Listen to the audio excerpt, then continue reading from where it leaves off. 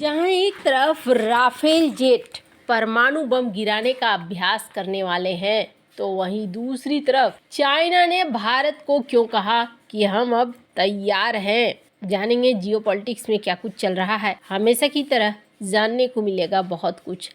आइए जानते हैं इन खबरों को विस्तार से। दुनिया में तीसरे विश्व युद्ध के खतरे के बीच फ्रांस की वायुसेना ने एक ऐसा ऐलान किया है जो थोड़ा डराने वाला है। वह इस साल का चौथा परमाणु फाइटर बॉम्बर हमले का अभ्यास करने जा रही है। बताया जा रहा है कि फ्रांसीसी वायुसेना आज की रात ये परमाणु हमले का अभ्यास करने जा रही है। इसे पोकर 2024 नाम दिया गया है। इसमें रात के दौरान चलने वाले अभ्यास में राफेल फाइटर जेट एसएम-पार सुपरसोनिक मिसाइल से भयानक युद्ध वाले माहौल में परमाणु हमला करने का जोरदार अभ्यास करेंगे। इस अभ्यास के दौरान परमाणु बम गिराने में सक्षम राफेल के साथ साथ टैंकर और अवाक्स विमान भी मौजूद रहेंगे। इस मिशन के दौरान ये कोशिश की जाएगी कि नकली परमाणु बम से लैस एसएम-पार मिसाइल कम ऊंचाई पर उड़ते हुए लाल सागर में काफी दूर मौजूद अपने टारगेट तक आसानी से पहुंच जाए। अभ्यास के दौरान जहां ब्लू टीम परमाणु हमला करने का प्रयास करेगी, तो वहीं रेड टीम भयंकर युद्ध के माहौल में इस परमाणु हमले को रोकने का प्रयास करेगी। रेड टीम इस दौरान लंबी दूरी तक मार करने वाले एयर डिफेंस सिस्टम, टैंकर और बड़े पैमाने पर सैनिकों से लैस होगी।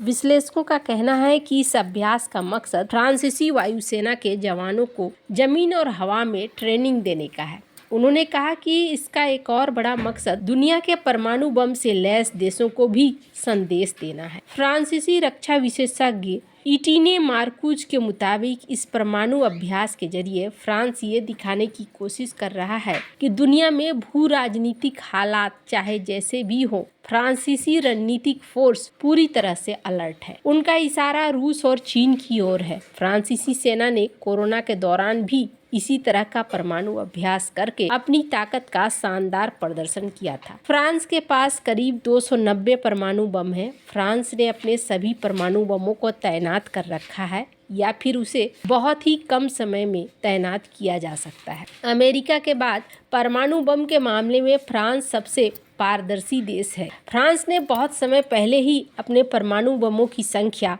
और सेना के बारे में ऐलान कर दिया था। फ्रांस ने साल 2008 में ही ऐलान कर दिया था कि वो अपने परमाणु बमों की संख्या को 300 से कम ही रखेगा। फ्रांस ने अपने परमाणु बमों को सबमरीन से दागे जाने वाली मिसाइलों और हवा से लॉन्च की जाने वाली मिसाइलों के लिहाज से बनाया है। साल 1991-92 में फ्रांस के परमाणु बमों की संख्या 540 तक पहुंच गई थी। अब इसे फ्रांस ने घटाकर 300 के नीचे पहुंचा दिया है। फ्रांस ने साल 2023 में अपने बजट में परमाणु बमों की देखरेख के लिए 6 अरब डॉलर का प्रावधान किया था। फ्रांस के पास समुद्र और हवा दोनों ही रास्तों से राफेल के जरिए परमाणु हमला करने की ताकत मौजूद है। इससे पहले मिराज 2000 विमान भी परमाणु हमला करने की क्षमता रखते थे। ये दोनों ही विमान भारत के पास हैं।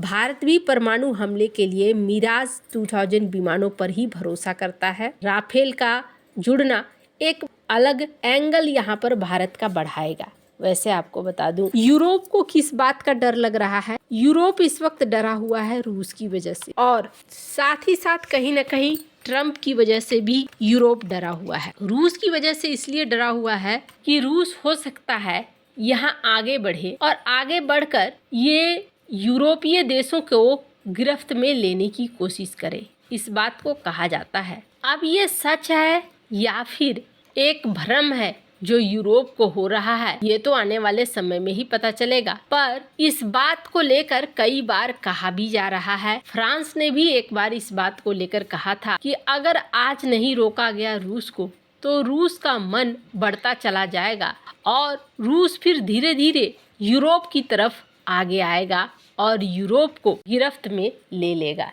इसलिए यूरोप को यहाँ तैयार रहने की जरूरत है और इस वजह से फ्रांस यहाँ पर तैयारी करता हुआ भी दिख रहा है, ऐसा माना जा रहा है। हालांकि ये एक सुरक्षा दृष्टिकोण से भी हो सकता है। और अभी की बात करें तो अभी एक बड़ी घटना हुई है। रूस के जो परमाणु चीफ हैं वो मारे गए हैं और इनके मारे जाने का मतलब ये हो गया है कि माहौल थोड़ा यहाँ पर गर्म होता जा रहा है। स्क्रीन पर एक आर्टिकल देख सकते हैं जिसमें इस बात को कहा गया था मैक्रोन के द्वारा कि अगर हमारे रिफॉर्म्स और डिफेंस मजबूत नहीं हुए तो हम मर सकते हैं, खत्म हो सकते हैं। ये हमारे लिए एक जियोपॉलिटिकल समस्या है जो अब यहाँ पर आ रहा है। यही वजह है कि ये देश लगातार अब अपनी तैयारियां भी कर रहे हैं। हालांकि भारत के लिए अच्छी बात यह है कि भारत को इस तैयारी से सीखने का मौका मिलेगा और देखने का मौका मिलेगा कि राफेल विमान का किस तरीके से ये इस्तेमाल कर सकते हैं। भविष्य में कभी अगर भारत को इस तरह की कोई चीज झेलनी पड़ी तो भारत इसे आसानी से हैंडल कर पाएगा। वहीं दूसरी तरफ बात करें भारत और चाइना की, तो इस समय एक बेहद खास मीटिंग चल रही है भारत और चाइना के बीच में, जहां अजीत डोभाल बीजिंग पहुंचे हुए हैं।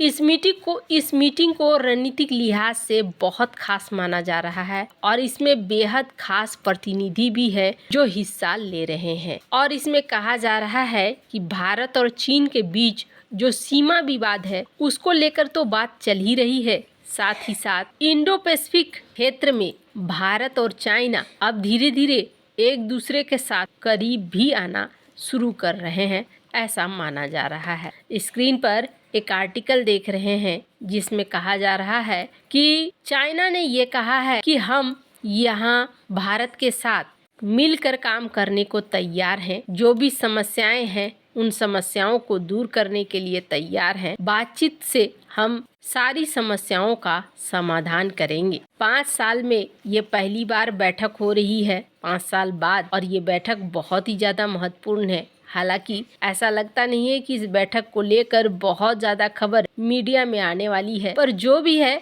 ये बैठक एक शुरुआत है जिसमें भारत और चाइना के बीच में रिश्तों को थोड़ा सा ठीक किया जा सकता है। और बीजिंग में ही ये मुलाकात हो रही है। लास्ट जब ये मुलाकात हुई थी तो ये मुलाकात भारत में हुई थी, अब यहाँ पर एक बार फिर से ये बीजिंग में हो रही है ये मुलाकात। आने वाले समय में इस मामले में बहुत सारा डेवलपमेंट हो सकता है और कई सारी चीजें देखने को मिल सकती हैं, जहाँ भारत और चाइना के बीच में इकोनॉमिक तौर पर नज़दीकियाँ बढ़ती हैं या नहीं, ये सारी चीज़ें इस मीटिंग में ज़रूर डिस्कस होगा। हालांकि आपको बता दूं, भारत और चाइना के बीच में जो ये मीटिंग हो रही है, इस मीटिंग पर पाकिस्तान की भी नज़र होगी कि भारत और चाइना के बीच में कहीं कोई ऐसा गठजोड़ न हो जाए जो हमारे लिए किसी तरह की समस्या बन जाए। खैर, जियोपॉलिटिक्स इतना आसान नहीं है, बहुत ही कॉम्प्लिकेटेड है और ये जो चीज़ें हैं ये भी इतनी आसान नहीं है। आने वाले दिनों में आपको बहुत सारी चीज़ें यहाँ देखने को मिलने वाली हैं। वैसे आपको क्या लगता है इन सब मामले में, आपकी क्या राय है, कमेंट कर जरूर बताएं। जल्द मिलते हैं अगले वीडियो में नई खबर के साथ।